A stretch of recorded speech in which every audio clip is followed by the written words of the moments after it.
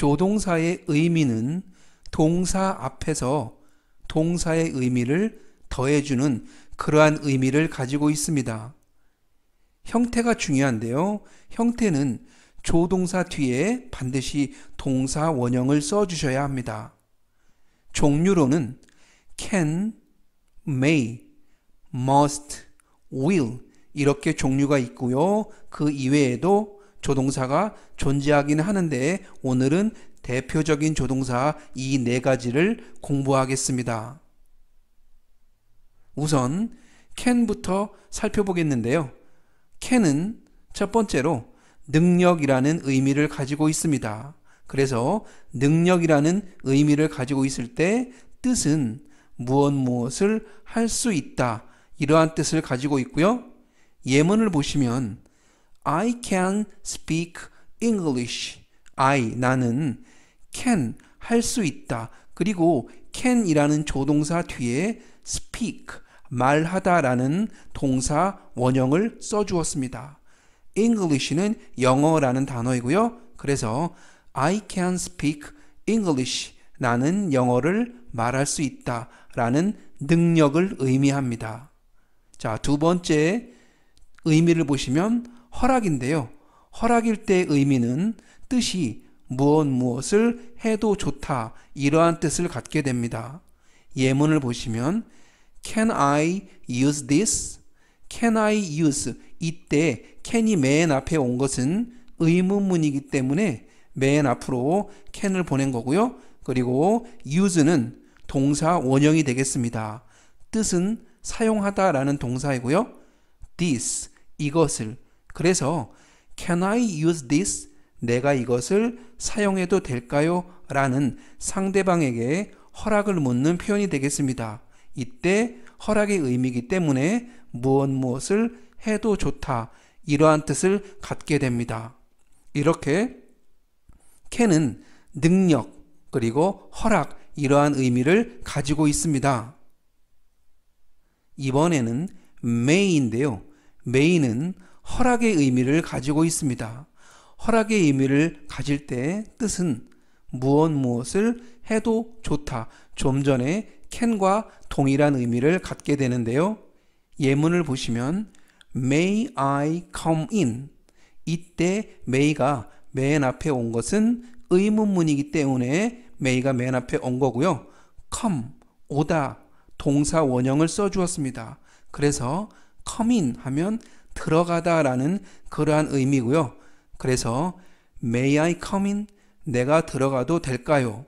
즉 상대방에게 허락을 묻는 그러한 의미가 되겠습니다. 두 번째 의미는 추측인데요. 추측일 때에는 무엇일지도 모른다라는 그러한 뜻을 갖게 됩니다. 이때 확신이 비교적 약한 추측이 되겠고요. 예문을 보시면 she, 그녀는 may come. 이때 may come 하면 아마 올지도 모른다. may라는 조동사 뒤에 역시 come이라는 동사 원형을 써주었습니다. here, 여기라는 뜻이고요. 그래서 she may come here. 그녀가 아마도 여기로 올지 몰라 라는 약한 추측을 의미하게 됩니다. 이번에는 must인데요. must는 의무라는 의미를 가지고 있습니다. 의무일 때는 뜻이 무엇을 해야 한다 라는 그러한 뜻을 갖고 있는데요. 예문을 보시면 나는 must go, 가야 한다. 이때 must 조동사 뒤에 go, 가다라는 동사 원형이 왔고요. home 하면 집으로 또는 집에 라는 뜻이 되겠습니다. 그래서 I must go home, 나는 집에 가야 한다라는 의무를 나타내고 있습니다. 두 번째 의미로는 추측인데요. 추측일 때에는 무엇임에 틀림없다. 즉 확신이 강한 추측. 좀 전에 may는 확신이 비교적 약한 추측이고요. must는 확신이 강한 추측을 의미합니다. 예문을 보시면 she, 그녀는 must be smart. 이때 must라는 조동사 뒤에 비동사의 원형 be가 왔습니다. 그리고 smart 하면 똑똑한 이라는 단어이고요. 그래서 she must be smart. 그녀는 똑똑함에 틀림없다. 이러한 추측의 의미를 갖게 됩니다.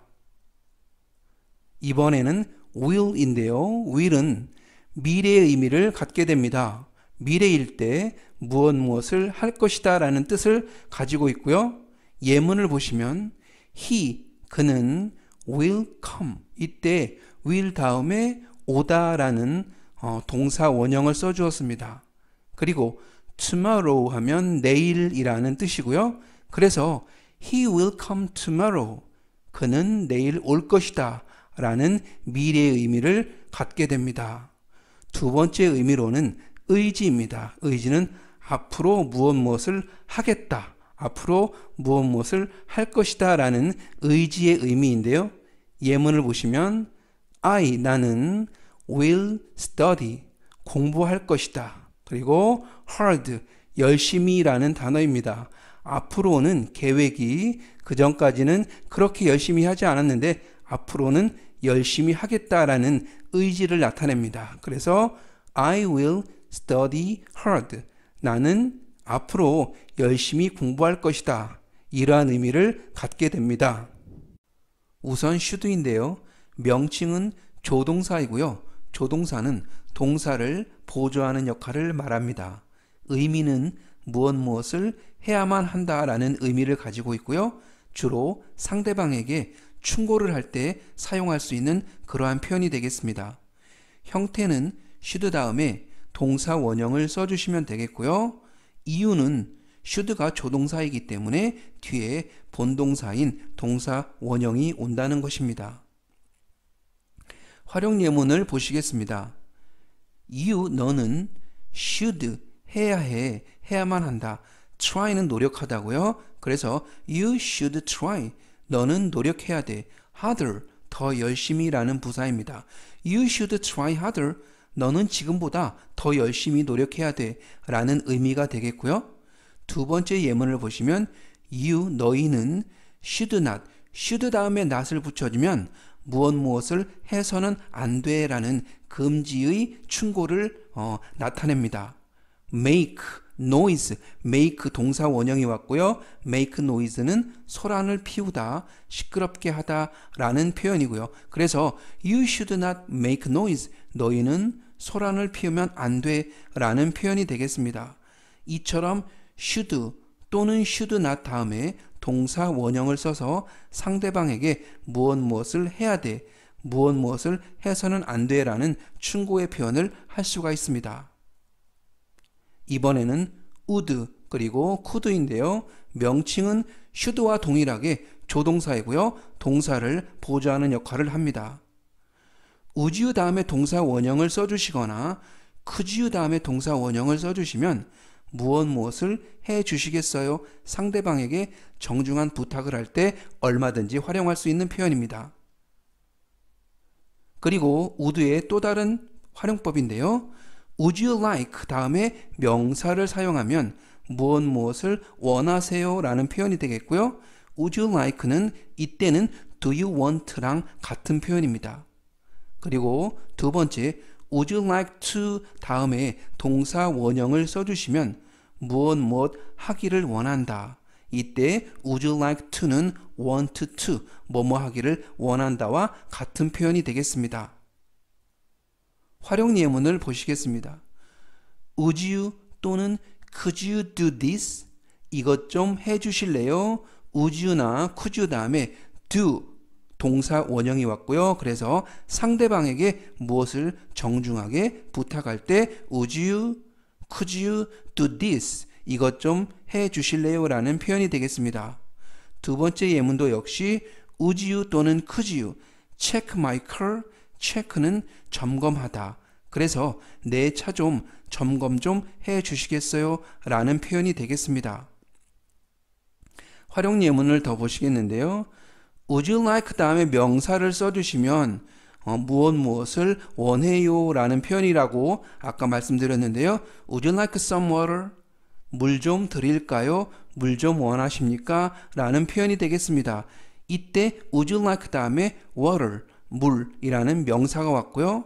두 번째 예문을 보시면 I would like to, 이때 would like to를 줄여서 do like to, I'd like to, 나는 뭐뭐 하고 싶다, 뭐뭐 하기를 원한다고요. Thank you, 감사하다, 감사 인사를 드린다. 그래서 I'd like to thank you, 감사 인사 드리고 싶네요 라는 표현이 되겠습니다. 이때 do like to는 want to와 같은 표현이고요. 그래서 I want to thank you 와 같은 표현이 되겠습니다. 우선 wake up인데요. 품사는 동사입니다. 의미는 일어나다 라는 뜻을 가지고 있고요. 그런데 뉘앙스는 잠이 든 상태에서 눈을 뜨고 깨다 라는 그러한 뉘앙스를 가지고 있습니다. 즉 잠에서 의식을 깨우다, 의식을 차리다 이러한 뜻이 있습니다. 활용 예문을 보면서 더 자세하게 살펴보겠습니다. 첫 번째 예문을 보시면 I always, 나는 항상 wake up, 잠에서 깬다 이러한 뜻이고요. at 7 a.m, 7시에 나는 항상 7시에 잠에서 깬다. 즉 나는 항상 7시에 일어난다. 이러한 의미가 되겠습니다. 두 번째 예문을 보시면 mom, 엄마가 woke는 wake의 과거형이 되겠고요. woke me up, 엄마가 나를 깨우셨다. 이렇게 wake up이 깨다, 잠에서 깨다 라는 뜻 말고요. 깨우다 라는 그러한 의미도 가지고 있습니다. 그래서 wake up은 의미가 일어나다이지만 잠에서 깨다, 의식을 차리다 이러한 뉘앙스를 가지고 있습니다. 이번에는 get up인데요. 품사는 역시 동사입니다. 그리고 의미도 일어나다 라는 뜻으로서 좀 전에 말씀드린 wake up과 동일합니다. 하지만 뉘앙스에서 차이가 있는데요. get up은 몸을 일으켜서 잠자리에서 나오다 이러한 의미를 가지고 있습니다. 활용 예문을 보시겠습니다. 첫 번째 예문을 보시면 나는 got up은 get up의 과거형이 되겠고요. 나는 일어났다. early, 일찍, today, 오늘.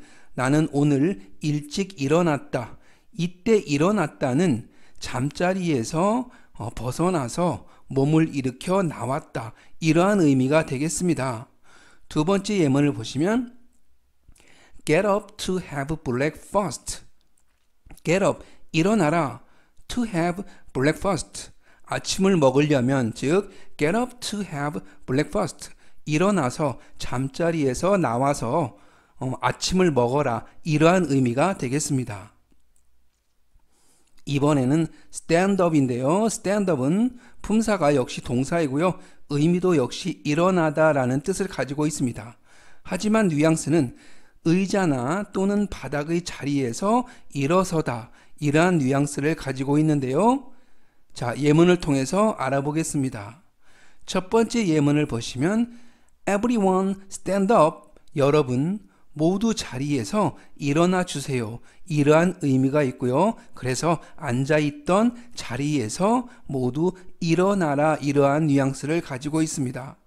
두 번째 예문을 보시면 Let's stand up and walk. 이때도 역시 stand up은 자리에서 일어나다 이러한 뉘앙스인데요. 그래서 Let's stand up.